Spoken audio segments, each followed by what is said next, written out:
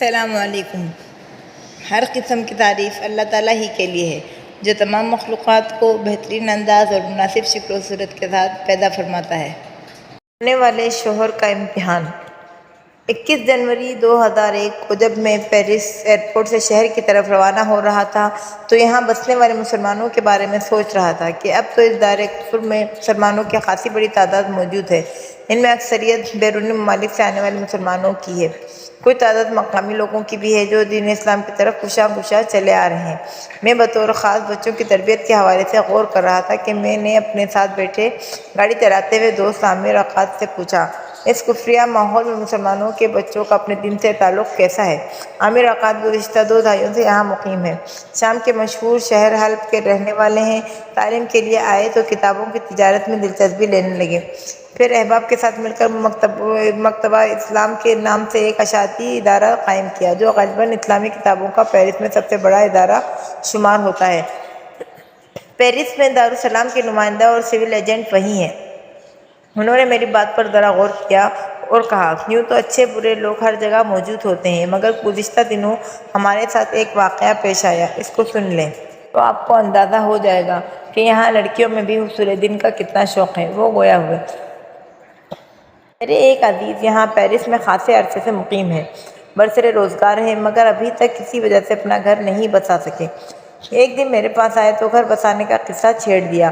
وہ کسی مناسب رشتے کی تلاش میں تھے۔ عربی کے الفاظ میں کسی بیت الحلال بنت حلال کی تلاش کے لیے مجھ سے بھی کہا۔ میں نے کہا کہ کوئی بات نہیں، مختلف لوگ جن کی بچیاں شادی کی عمر کو پہنچ چکی ہیں کہتے رہتے ہیں کسی نہ کسی جگہ مناسب رشتہ دیکھ کر بات چلا دیں گے۔ چنانچہ ایک جگہ میں نے بات شروع کی۔ لڑکی کے والد مراکش کے رہنے والے ہیں اور عرصہ دراز سے یہاں مقیم ہیں۔ اولاد یہیں پیدا ہوئی، لہٰذا فرینچ زبان عربی پر حاوی ہو چکی ہے۔ والد اور والدہ سے بات ہوئی تو انہوں نے کہا کہ ہمیں تو کوئی اعتراض نہیں، رشتہ مناسب ہے۔ لڑکی کی عمر بھی 20-21 سال ہو چکی ہے۔ وہ خود بھی سمجھدار اور پڑھی لکھی ہے، اس سے مشورہ کر کے بتاتے ہیں۔ بات آگے بڑھتی گئی۔ ہمیں قوی یقین تھا کہ سنبندھ ضرور ہو جائے گا، کیونکہ یہ رشتہ ہم پلہ تھا۔ چنانچہ وہ دن بھی آئے کہ فریقین نے اس بات پر اتفاق کیا کہ لڑکا لڑکی کو دیکھ لے اور دونوں آپس میں گفتگو بھی کر لیں تاکہ بات طے ہو سکے۔ اتفاق کی بات کہ ملاقات کے لیے ریلوے اسٹیشن کا انتخاب ہوا۔ چنانچہ لڑکا اور لڑکی ذرا دور ہٹ کر بیٹھ گئے۔ لڑکی کے والدہ، والد، میری اہلیہ اور میں ان کو دور سے دیکھ رہے تھے کہ دفعتاً لڑکی نے اپنے پرس سے کچھ اوراق نکالے اور لڑکے کے سامنے رکھ دیے۔ مجھے بڑا تعجب ہوا کہ یہ کیا معاملہ ہے۔ میں نے لڑکی کی والدہ سے پوچھا، یہ کیا ہے؟ تو وہ کہنے لگی، دراصل اس کی بیٹی نے اپنے ہونے والے شوہر سے اس کی نجی زندگی کے بارے میں معلوم کرنے کے لیے ایک سوال نامہ مرتب کیا ہے۔ اس کے جوابات کی روشنی میں وہ اسے اپنا شریک حیات بنانے کے بارے میں کوئی فیصلہ کرے گی۔ سوالات عربی اور فرینچ دونوں زبانوں میں تھے، مگر زیادہ تر فرینچ زبان استعمال کی گئی تھی۔ میرا دوست اس زبان سے زیادہ واقف نہیں تھا۔ اس نے دور سے مجھے اشارہ کر کے اپنے پاس بلایا تاکہ میں ان سوالات کا جوابات لکھنے میں اس کی مدد کر سکوں۔ وہ سوالات 3 صفحات پر مشتمل تھے۔ پہلے صفحے پر اس کی ذاتی زندگی کے بارے میں سوالات تھے، مثلا نام، والدیت، ایڈریس، قد، وزن، پیشہ، تعلیم، کاروبار، نوکری، گھر اپنا ہے یا پرایا، آپ کتنے گھنٹے ڈیوٹی دیتے ہیں اور کتنی تنخواہ لیتے ہیں، وغیرہ وغیرہ۔ یہ ایسے سوالات تھے جن کا جواب میرے دوست نے لکھ لیا تھا، مگر 80 سوالات اگلے 2 صفحات میں تھے۔ ان میں سوالات کچھ اس قسم کے تھے کہ آپ کا اسلام سے اور مذہب سے کس حد تک تعلق ہے، 5 نمازیں آپ ادا کرتے ہیں یا نہیں، اسلام کی راہ میں کتنا وقت صرف کرتے ہیں، قرآن پاک کا کتنا حصہ زبانی یاد ہے، مہینے میں کتنی مرتبہ آپ قرآن پاک کی تلاوت کرتے ہیں، حدیث کی کون سی کتاب آپ پڑھ چکے ہیں اور کتنی احادیث آپ کو یاد ہیں، حقوق الزوجین کے بارے میں ایک صفحہ لکھیں، سیرت کی کون سی کتاب آپ کے زیر مطالعہ ہے، آپ نے کسی حلقہ درس میں کبھی شرکت کی ہے، اگر کی ہے تو کون سا عالم دین تھا اور آپ نے اس سے کون سی کتاب پڑھی ہے۔ عامر عقاد کہہ رہا تھا، میں اس لڑکی کے سوال پڑھتا جا رہا تھا اور جہان حیرت میں گم ہوتا جا رہا تھا کہ اس ماحول میں بھی اسلام سے اس حد تک محبت رکھنے والی بچیاں موجود ہیں۔ ایک سوال یہ بھی تھا کہ کیا آپ اولاد کے خواہشمند ہیں، لڑکیاں چاہتے ہیں یا لڑکے، شادی کے بعد جو پہلا بچہ ہوگا اس کا نام کیا رکھیں گے، آپ اپنی شریک حیات میں کس قسم کی خوبیاں دیکھنا پسند کرتے ہیں۔ وہ سوال نامہ کیا تھا؟ حقیقت میں اس کی زندگی کے طرز و فکر کے بارے میں مکمل کھوج تھا۔ ان سوالات کے جوابات ملنے اور پڑھنے کے بعد میں بلش ایک شخص کی زندگی کا عکس پوری طرح نظر آ جاتا ہے۔ تو پھر آپ کے دوست نے ان تمام سوالوں کا صحیح جواب لکھا؟ میں نے پوچھا۔ عقاد بولا، کیوں نہیں، اس نے سارے جوابات مفصل دینے کی کوشش کی۔ اچھا، تو پھر یہ شادی انجام پذیر ہوئی یا نہیں؟ نہیں مجاہد بھائی نہیں، وہ رشتہ طے نہ ہو سکا۔ لڑکی ان جوابات سے مطمئن نہیں ہوئی اور اس نے اپنے والدین سے کہہ دیا کہ مجھے ایسا شوہر نہیں چاہیے جو اپنے رب کے ساتھ مخلص نہیں، جو اپنے خالق کا وفادار نہیں، وہ کل کلام میرے ساتھ کیا سلوک کرے گا۔ اور میں سوچ رہا تھا کہ واقعتاً ہماری بچیاں اپنے مستقبل کا فیصلہ کرنے سے پہلے اپنے ہونے والے شوہر کی اپنے رب سے وفاداری اور تعلق کے بارے میں معلومات حاصل کرنے تو ان کی آئندہ زندگی یقیناً بہت خوشگوار گزرے گی۔ تصویر کا دوسرا رخ ملاحظہ فرمائیے۔ ہمارے ایک جاننے والے نے بتایا کہ سیاہ عزیزہ نہایت فیشنیبل ہے، اپنے لباس کا، اپنے گھر کا، حتیٰ کہ اپنے جوتوں کا بھی خاص اہتمام کرتی ہے۔ گھر میں چلے جاؤ تو ہر چیز میں آپ کو یکسانیت نظر آئے گی۔ اس کا اختیار اتنا لاجواب اور خوبصورت ہوتا ہے کہ آدمی حیران ہو جاتا ہے۔ بڑی سگڑھ ہے ہماری عزیزہ، اور خرید و فروخت میں تو اس کو کمال حاصل ہے۔ کوئی چیز خریدنے کی نوبت آ جائے تو پھر دیکھتے جائیے۔ بازار میں جائے گی تو خوب چھان پھٹک کرے گی۔ ایک مرتبہ سے جوتا خریدنا تھا، اس نے 4 گھنٹے لگا دیے، ایک دکان سے دوسری میں اور دوسری سے تیسری میں۔ کسی جگہ اس کو نمونہ پسند نہیں آ رہا تھا، کسی جگہ جوتے کا رنگ اچھا نہ تھا، کسی دکان میں اس کا چمڑا ردیئ قسم کا تھا تو کسی دکان میں یہ معروف کمپنی کا نہ تھا۔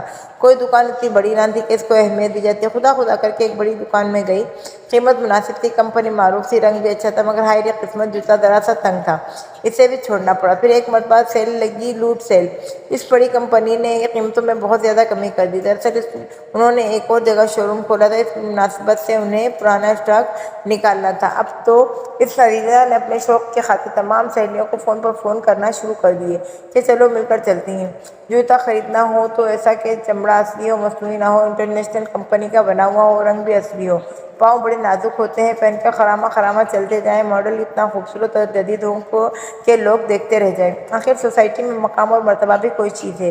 ہاں یہ بھی دیکھنا ہوگا کہ اگر کبھی جوتا بھیگ جائے تو پانی اس پر اثر نہ کرے، وغیرہ وغیرہ۔ تو صاحبو، پوری جدوجہد اور کوشش کے باوجود مطلوبہ چیز نہ ملی، ساری تقدس خاک میں مل گئی۔ مگر اچانک ایک نیا خیال آیا۔ اس کا بڑا بھائی اکثر یورپ جاتا رہتا ہے، اس نے سوچا کیوں نہ اسے ماپ دے دیا جائے۔ اپنے بھائی سے پوچھا، بھیا آپ یورپ کب جا رہے ہیں؟ جواب ملا 10 دن کے بعد۔ مگر کام کیا ہے؟ التجا کیا، آپ یورپ سے میرے لیے خوبصورت جوتا خرید لائیں گے؟ بھائی نے کہا، ارے یہ بھی کوئی بات ہے، تم ایسا کرو کہ جیسے شوز درکار ہیں اس کی تفصیل کاغذ پر لکھ دو، تمہاری خواہش کے مطابق شوز لے آؤں گا۔ اب اس نے لکھنا شروع کیا کہ جوتے کا رنگ، اس کی قسم، اس کا ماڈل، مشہور زمانہ کمپنی، وغیرہ وغیرہ۔ ایک لمبا سا سوال نامہ بھائی کے ہاتھ میں تھما دیا۔ بھیا کو سفر پر رخصت کرتے وقت اس نے دوبارہ تاکید کی کہ میں خراما چلنا چاہتی ہوں، میرے شوز نہ بھولنا۔ اور پھر اس نے بھائی کا انتظار شروع کر دیا۔ بھائی واپس آئے تو اس نے آتے ہی سوال کیا، میری طلب، مجھے افسوس ہے کہ تمہاری مراد پوری نہ کر سکا، جو صفات تم چاہتی تھی ان کے حامل شوز نہ مل سکے، آئی ایم سوری۔ اور میں نے سوچنا شروع کیا، کیا تعجب ہے ان جیسے خواتین پر اپنے کپڑوں اور شوز کے اختیار میں اتنی تقدس اور کوشش۔ مگر کیا ہمارے خواتین اور ان کے والدین نے کبھی شوہر کے اختیار میں بھی اتنی کوشش اور احتیاط کی ہے؟ جوتے پہن کر تو خراما دنیا میں چلنا ہے، لیکن اگر شوہر اچھا مل جائے تو جنت میں داخلے کے لیے پروانہ بن جاتا ہے۔ آخرت کی راحت اور جنت میں خراما چلنے کے لیے کتنی تقدس اور کوشش کی جاتی ہے۔ مناسب جوتے اور کپڑے کے انتخاب کے لیے تو اتنا لمبا سوال نامہ، لیکن مناسب رفیق حیات کے انتخاب کے لیے ایک سوال بھی نہیں۔ ایک خاتون نے میری اہلیہ سے کہا، میرا خاوند مجھے مارتا ہے اور گالیاں بکتا ہے۔ اہلیہ نے اس سے پوچھا، یہ بتاؤ جب تمہاری شادی ہوئی تھی کیا تمہارا خاوند نماز پڑھتا تھا؟ اس نے کہا، نہیں۔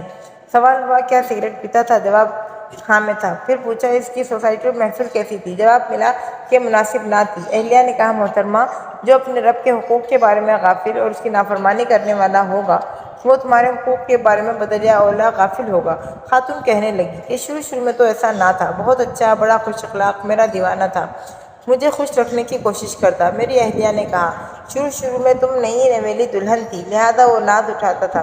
بہن، کاش تم نے شادی سے پہلے اپنے ہونے والے خاوند کی عادات اور اس کا دین سے تعلق معلوم کر لیا ہوتا تو تمہیں آج ان مسائل کا سامنا نہ کرنا پڑتا۔